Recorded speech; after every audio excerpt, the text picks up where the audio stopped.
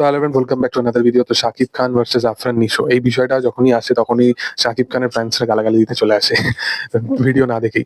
তো মূলত একটা কথা বলে রাখি যে শাকিব খান ফ্যান্সদেরকে একটা কথা বলে রাখি যে শোনো, আমি যেটা ভিডিও বানাই সেটা পুরোটা প্লিজ কমপ্লিট করবে। এটা পুরোপুরি অ্যাজাম্পশনের ওয়াইজ একটা ভিডিও হয়। এগুলো কোনো রকম ভাবে আমি মেগাস্টার শাকিব খানকে বলার মতো সেই মানে এটা আমার নেই, সেই সামর্থ্যটুকু আমার নেই যে আমি তাকে বা তার কোনো স্টারডামকে আমি প্রশ্ন করছি বা কিছু করছি। তো সেরকম কিছু ব্যাপার নয় এখানে। আমি জাস্ট বলতে চাই যে গতকালকে টিজার এলো, আফরান নিশোর দাগির টিজার, এবং এদিকে বরবাদের টিজারটা এসেছিল যেদিনকে।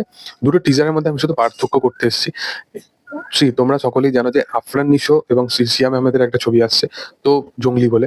তো জঙ্গলি, আফরান নিশোর দাগি এবং শাকিব খানের বরবাদ, তিনটে সিনেমাকে যদি পাশাপাশি বসানো হয়, তিনটে সিনেমার টিজারকে, মূলত বরবাদের সাথে এই দুটো সিনেমার কিন্তু কোনো কম্পেয়ার হবে না।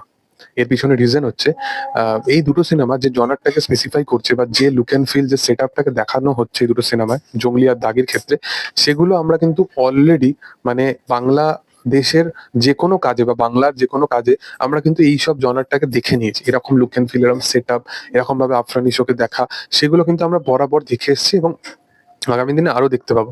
বাট আফরান নিশো যেটা করেছে সেটা বিয়ন্ড বিয়ন্ড লেভেলের একটা কিছু সামথিং করেছে।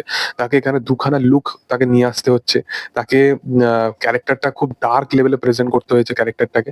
এবং তারপরে তুমি যদি দেখো যে আরেকটা যেটা ক্যারেক্টার আছে সেটাকে বিল্ড আপ দিতে, সে বডি বিল্ড আপ সমস্ত কিছু করতে, তাতে একটা পার্টিকুলারলি তার একটা সময় গেছে, সিনেমার মধ্যে আইটেম নাম্বার সমস্ত কিছু থাকতে হলো যেহেতু একটা কমার্শিয়াল জনারটাকে স্পেসিফাই করার জন্য। এবং তিনটে ছবি কিন্তু তিন রকম জনারের ছবি এখানে কিন্তু। মানে আউট এন্ড আউট যদি মাস কমার্শিয়াল যদি ছবি বলা হয় তাহলে হয়তো বরবাদ। এবং বরবাদের মানে সিনেমা হিসাবে যদি ভরসা করা যায়, যতটুকু টিজার দেখে বোঝা যাচ্ছে বরবাদ ফার ফার ফার বেটার মানে এই দুটো সিনেমার থেকে, এবং অনেক অনেক এগিয়ে আছে। এই সিনেমার টিজার গুলো মূলত খুব ইম্প্যাক্টফুল বানানো হয়েছে, বাট যতক্ষণ না আমরা কাহিনীটা দেখবো বা বুঝতে পারবো, কারণ পুরো সিনেমার মধ্যেই কিন্তু হিরো কিন্তু রিভেঞ্জ নিমুডে থাকবে না, বা যতটুকু আমরা দেখছি সেইটাই পুরো পার্টিকুলার সিনেমার মধ্যে আমরা দেখতে পাবো না। তো এটা আমাদের বুঝতে হবে। তো এখনো পর্যন্ত আমার দিক থেকে টিজারের অ্যাঙ্গেল থেকে বরবাদ অনেক এগিয়ে।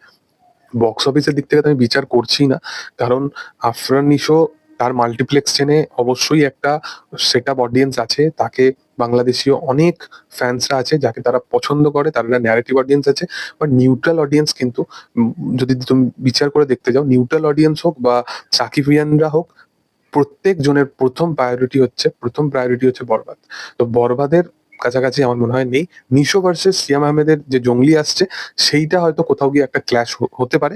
বাট শাকিব খান যেখানে যদি তাকে যদি এই ক্ল্যাশের মধ্যে মানে রাখা হয়, তাহলে সেটা ফেয়ার হবে না তো এই দুজনের জন্য। তো সেটা কোথাও গিয়ে মানে একতরফা ব্যাপার হয়ে যাবে। তো সেই জন্য আমি শাকিব খানকে সরিয়ে এই দুজনের মধ্যে ব্যাপারটাকে ক্ল্যাশের দিক থেকে রাখছি। বাট শাকিব খান বিয়ন্ড লেভেলের কিছুটা করতে চলেছে বড়বাদের সময়। এটা আমি না, বড়বাদের মেকার্সরাই বলছে। টিজার দেখে তোমরা অবশ্যই বুঝে গেছো। যে তোমাদের কি বক্তব্য সেটা কমেন্টে জানাতে পারো। ভিডিও ভালো লাগলে অবশ্যই লাইক শেয়ার সাবস্ক্রাইব করে দিও।